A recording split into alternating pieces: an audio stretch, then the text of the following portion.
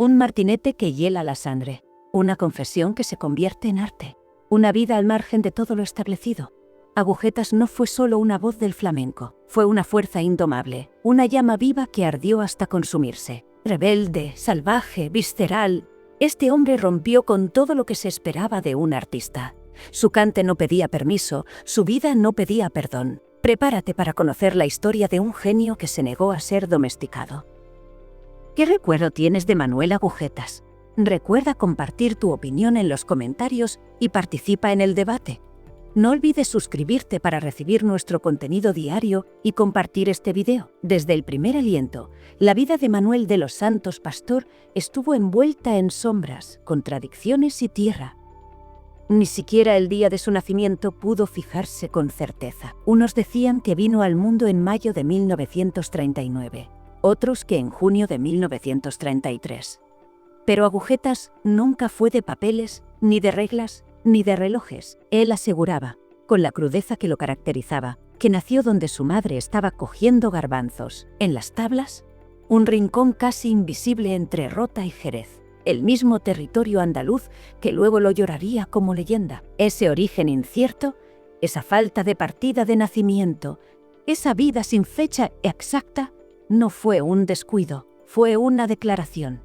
Desde el comienzo, Agujetas caminaba fuera del tiempo. Hijo de Agujetas el Viejo, un cantaor y herrero de manos curtidas por el fuego y el hierro, Manuel fue criado entre martillazos, calores de fragua y cante hondo. De ahí salió su voz, abrasada, rota, indómita. Su infancia no conoció la dulzura. Las fatigas eran su pan diario. Pelaba ovejas, mulos, sacaba bichos del estómago de los caballos. Un niño gitano, pobre, sin letras ni escuelas, pero con un oído absoluto para el dolor del mundo. Si no hay causa en el corazón, no hay nada, decía. Y en él, la causa siempre ardía. Aquel entorno brutal, donde la infancia era un privilegio de otros, lo marcó con una visión del mundo forjada a golpes. Mientras otros aprendían letras, él aprendía lamentos. Mientras otros jugaban, él cargaba con la crudeza de una vida que parecía más una penitencia que un camino. Y sin embargo, de ese fango nació su cante, profundo, seco, afilado como las herramientas de la fragua. Era un cante que no pedía permiso, que entraba hondo y dolía. El suyo no era arte para entretener, era verdad escupida desde las entrañas. La saga de los Agujetas era temida y reverenciada en el mundo flamenco. Una estirpe flamenca que venía cantando desde generaciones atrás. Su hermana Dolores, su padre, sus sobrinos, todos con el eco de la pena en la garganta. Pero Manuel no quería ser uno más. Para él, su arte era irrepetible, casi sagrado. Decía, sin sombra de duda, mi cante es tan difícil que no lo van a hacer, ni ahora ni dentro de 100 años muerto yo. Y no era arrogancia. Era convicción. Agujetas se sabía único, y eso, aunque lo elevaba al altar de los genios, también lo aislaba. Cuando decidió probar suerte fuera del campo, se fue a Madrid. Allí, entre el humo de los tablaos y la prisa de la ciudad, grabó su primer disco. La guitarra de Manolo Sanlúcar y la dirección de Manuel Ríos Ruiz lo acompañaron. Allí nació, de forma oficial, Agujetas, un nombre que ya era suyo por herencia, pero que ahora se volvía estandarte. Fue incluido en la Magna Antología del Cante y deslumbró a todo el país con su interpretación en la película Flamenco de Carlos Saura. Su martinete, cantado a pecho descubierto, dejó a muchos sin aliento. Allí no había técnica ni artificio. Solo una herida abierta, pero ese mismo reconocimiento, que para otros sería gloria, para él fue el principio del desencanto. Agujetas odiaba los trajes del espectáculo, los premios, los aplausos de plástico. Su cante no era para el mercado, era para las entrañas.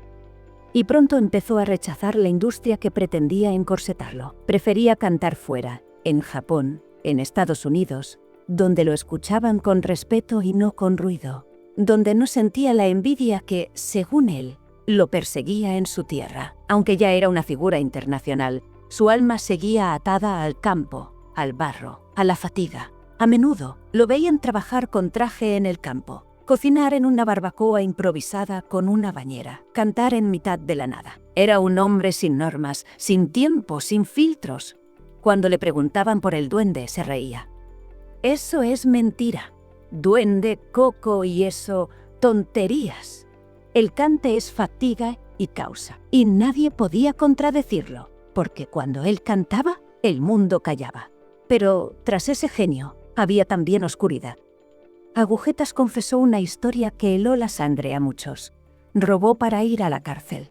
Quería ajustar cuentas, vengar la muerte de su hermano. Y allí, en la enfermería de la prisión, asesinó al hombre que le quitó la vida. Lo contó sin aspavientos, sin buscar compasión. Y de ese acto brutal nació su martinete más desgarrador. Preso en CAI. El arte otra vez, como cicatriz. Esta es solo la primera capa de un hombre que ardía por dentro. El eco de su martinete, preso en CAI, retumbaba más allá del cante. Era una confesión, un exorcismo, un grito de sangre que no pedía perdón. Agujetas no era de los que se escondían. Él no disimulaba su vida ni sus heridas. Y así, como quien arroja una piedra a un estanque tranquilo, sembró el escándalo con su historia de venganza. No era ficción. Era real y lo había convertido en arte. Esa capacidad de transformar la tragedia en cante lo elevó a la categoría de mito, pero también lo dejó marcado como un hombre fuera de toda norma. Esa no fue su única colisión con la ley. En otra ocasión, tras un festival, pasó una noche entre rejas. Media hora, decía él, por un lío con un premio. Nadie supo los detalles, pero los rumores circularon como pólvora. Agujetas no tenía paciencia con la injusticia, ni con la mediocridad. Sus enemigos no eran solo hombres, eran sistemas, representantes, promotores. No se fiaba de nadie, ni siquiera de los apoderados que prometían contratos jugosos. Me engañaron en España, repetía con amargura. Por eso prefería irse a América o Japón, donde el respeto era más palpable que las palmaditas. Su carácter no era fácil. Se decía de él que o lo amabas o lo odiabas. No había término medio. Su verdad era tan cortante como su mirada. Soy el rey del cante gitano, decía sin pestañear. Y nadie se atrevía a rebatirlo. Aquel hombre delgado, de dientes metálicos que brillaban con un fulgor inquietante, parecía una estatua salida del mismo infierno del cante, un relicario viviente de las penas gitanas, una figura incómoda para los puristas y demasiado cruda para los festivales elegantes. No sabía leer ni escribir, lo decía con naturalidad, pero tenía una memoria que asombraba incluso a los eruditos. Decía que podía cantar 300 cantes uno detrás de otro, sin repetir letra. Era una biblioteca viviente, un archivo sonoro de dolores heredados. Su sabiduría no venía de los libros, sino del hambre, de la fragua, del campo. Su viuda, Kanako Ikeda, lo explicó de forma desgarradora. Era humilde, pero sus miedos le hicieron construir su propia barricada. Agujetas, con su rudeza y su distancia, era en el fondo un hombre asustado, no de nadie en particular, sino del mundo entero. Del desprecio, del olvido, de la traición.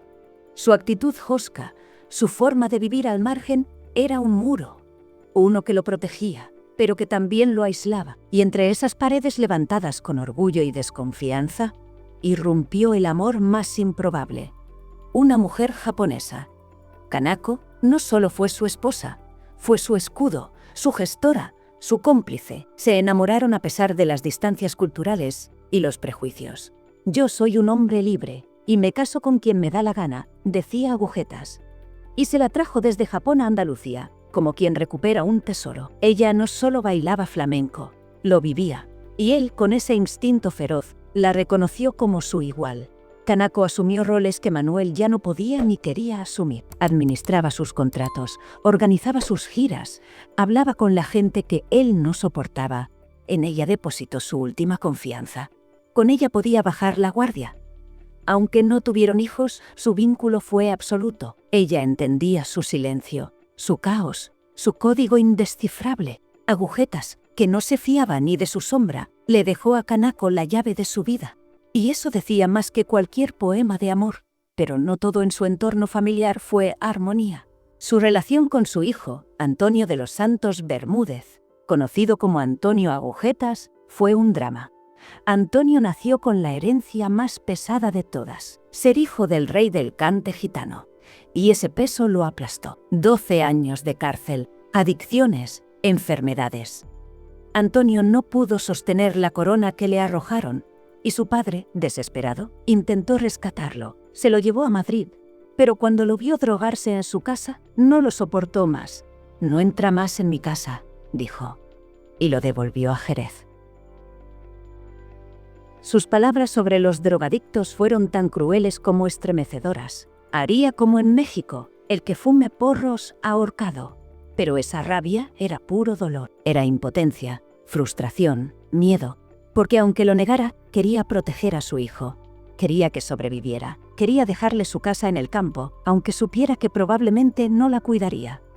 Era su manera de amar, tosca, brutal, desesperada. Antonio, por su parte, vivió siempre bajo la sombra de un padre imposible de igualar. Sentía que nunca lo alcanzaría, que siempre quedaría atrás, y esa sensación lo empujó aún más a la oscuridad. La relación entre ambos era un torbellino de emociones, amor y odio, orgullo y vergüenza, deseo de cercanía y necesidad de distancia. Cuando Antonio murió en diciembre de 2023, a los 57 años, por problemas de salud, fue como cerrar un capítulo que nunca había terminado de escribirse. Una herida más, profunda y sin cicatrizar, en la historia de Agujetas, y mientras los suyos trataban de honrar la estirpe, él, en su rincón, proclamaba que nadie lograría cantar como él. Ni sus hijos, ni sus sobrinos, ni nadie en 100 años. Su arte era suyo, intransferible, indomable. La sangre familiar le daba raíces, pero también cadenas que él se empeñaba en romper. Porque Agujetas no quería ser parte de un linaje, quería ser leyenda. Para Agujetas, el cante no era profesión, era sagrado, era herida y redención. Y con ese mismo fuego con el que cantaba, se enfrentaba al mundo que no entendía su pureza. Por eso, a pesar de su fama, de haber recorrido medio planeta, vivía con lo justo. Su éxito artístico no se tradujo en bienestar económico. En España, decía, lo habían engañado una y otra vez. En festivales, en la Bienal de Flamenco, sentía que lo usaban y lo olvidaban. Lo hirieron profundamente. Él, que se dejaba el alma en cada letra. No toleraba la deslealtad. Cuando hay perras, canto. Cuando no, me quedo en mi campo, soltaba sin pestañear. Le dolía, sí, pero no se doblegaba. Si había que cantar, que fuera con dignidad. Por eso, prefería los teatros de América, los escenarios de Japón, donde se le escuchaba con devoción. Allí no lo interrumpían, no lo medían, no lo corregían. Allí podía ser Agujetas en estado puro, sin filtros. En cambio, en los bares de España se sentía juzgado, ridiculizado, ignorado. Era un rechazo silencioso que lo empujaba aún más lejos. Sus críticas al flamenco moderno eran devastadoras. Se está perdiendo todo, decía con amargura. Los jóvenes, según él, ya no sabían cantar. Se quejaba de la falta de profundidad, de verdad, y desmitificaba incluso lo que otros veneraban. El duende, el aura mística, los artificios. Eso del duende es mentira, Coco, y esas tonterías. No hay nada de eso, sentenciaba. Para Agujetas, el cante era carne abierta, fatiga y causa. No había magia, solo dolor vivido. Incluso sobre Japón, donde había triunfado, no se mordía la lengua. Afirmaba que allí el flamenco era una farsa, una representación malentendida, que solo había un tablao, que el resto eran espectáculos de cartón piedra. Pero lo decía desde la amargura de quien lo ha dado todo y ha recibido poco, de quien lleva el arte en las venas y no soporta verlo convertido en souvenir. Su lengua afilada le cerró muchas puertas, pero él no las quería abiertas. No buscaba el favor de nadie, solo exigía verdad. Era incómodo, irreverente, indomable, y eso, aunque le restaba contratos, le sumaba respeto. Porque Agujetas podía caer mal, podía ser insoportable pero nunca falso. Era todo lo que decía ser. Y eso, en un mundo de máscaras, era revolucionario. Su vida cotidiana era una extensión de su arte. Dormía poco, comía cuando quería, ensayaba dormido, soñaba cantes. Repetía que no necesitaba ni duende ni drogas, solo una mijita de agua. Su pureza era casi enfermiza. No admitía acompañamientos forzados, ni palmeros que no sintieran. No se puede ensayar conmigo. ¿Cómo voy a cantar una cosa y después otra vez la misma? Yo no repito una letra nunca, decía. Para él cada cante era único, irrepetible, como la vida. Esa obsesión por lo auténtico lo volvía impredecible. Sus compañeros no sabían nunca cómo ni cuándo iba a cantar. A veces simplemente se levantaba y lo hacía. Otras callaba toda una noche. No aceptaba guiones, ni horarios, ni imposiciones. Vivía al ritmo de su alma, y su alma no seguía relojes. Sus costumbres, vistas desde fuera, eran puro desconcierto. Se duchaba con cubos de agua fría sacada de un pozo que él mismo cavó. Lo hacía cada mañana, como un ritual de purificación. Pero ese hábito casi lo mata. En 1987 ingresó grave en el Hospital Puerta del Mar de Cádiz por una neumonía. Pasó por la UBI, con la muerte rondándole, pero volvió. Como siempre, Agujetas era duro como el hierro, resistente como su nombre. Nada lo doblaba, y sin embargo, el cuerpo empezaba a fallar. Años después, la enfermedad volvió. Esta vez no habría salida. Un cáncer, del que nunca se dio demasiada información, comenzó a devorarlo por dentro. Poco a poco, la voz que había desgarrado el alma de miles empezó a apagarse. El hombre que había desafiado al mundo, a la ley, a la industria, al flamenco entero, no pudo con eso. Ni él mismo lo sabía con certeza. Porque nunca había sido un hombre de fechas, había sido un hombre de momentos, de instantes eternos, de gritos que quedaban suspendidos en el aire. Murió al día siguiente, el 25 de diciembre, en Navidad, en silencio, sin cante, sin escenario, pero con toda la leyenda a cuestas. El 25 de diciembre de 2015, mientras el mundo brindaba por la Navidad, el flamenco perdía una de sus voces más desgarradas, más intransigentes, más auténticas. Agujetas, el hombre de la fragua, el que cantaba desde las entrañas, exhalaba su último aliento en una cama de hospital. Murió sin saber exactamente cuántos años tenía, porque su vida, igual que su cante, no obedecía al calendario. Era una grieta en el tiempo. Su muerte fue como su vida, silenciosa para muchos, estremecedora para los que sabían. No hubo pompas ni titulares nacionales, pero en Jerez y Rota, los dos pueblos que se disputaban su origen, se detuvo algo, porque más allá del hombre, se apagaba un símbolo. Su entierro fue sobrio, pero pronto llegaron los homenajes, monumentos en su memoria, placas, palabras, aplausos. Tal vez demasiado tarde para un hombre que había aprendido a vivir con el desencanto. Agujetas dejó una herencia artística imposible de cuantificar, no solo por su voz, sino por su actitud. Su rechazo a los cánones, su desprecio por el artificio, su negativa a pactar. Se convirtió en una figura de culto, incluso entre los jóvenes que no entendían su estilo, porque algo en él traspasaba las generaciones, esa necesidad de verdad, esa obsesión con cantar lo que se ha vivido, esa condena autoimpuesta a no pertenecerle a nadie. En su familia, la estirpe continuó, su hermana Dolores, sus sobrinos, sus nietos artísticos. Todos intentan mantener encendida la llama, pero el peso de su sombra es inmenso. Porque Manuel no era solo un cantaor, era un terremoto emocional, un hombre que vivía para el cante y desde el cante, que convirtió sus tragedias en martinetes, sus dolores en seguirillas, sus silencios en gritos, su casa, su campo, su bañera barbacoa, sus trajes caros llenos de polvo. Todo sigue ahí, como un museo vivo del delirio de un genio. Y su mujer, Kanako, guarda sus recuerdos como quien protege un manuscrito sagrado. Ella, que lo acompañó en sus últimos años, sabe que convivir con él era amar a un volcán, a un hombre que no se explicaba, que solo se sentía, que no pedía comprensión, sino respeto. Hasta el final, Agujetas se mantuvo fiel a sí mismo. Nunca se vendió. Nunca bajó la voz. Nunca pidió perdón.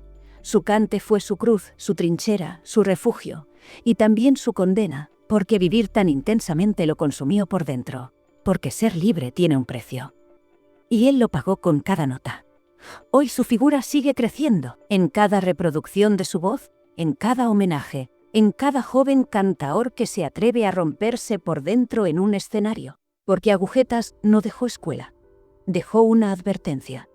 Esto nos enseña. Esto se sufre, y ese legado es tan poderoso como cualquier monumento. Manuel de los Santos Pastor fue muchos hombres en uno solo. El niño de la fragua, el vengador silencioso, el padre roto, el esposo incondicional, el artista inclasificable. Su vida fue una herida abierta que jamás cerró, y su muerte, lejos de apagarlo, lo convirtió en un mito. La voz se apagó, pero el eco de su grito todavía tiembla en las entrañas del flamenco. ¡Atención! ¡No te vayas! A continuación te aparecerán en la pantalla más videos sugeridos que te van a gustar. Y recuerda, los secretos escandalosos están en Cotilleos de los Famosos, tu canal de YouTube. Muchas gracias por haber llegado hasta aquí.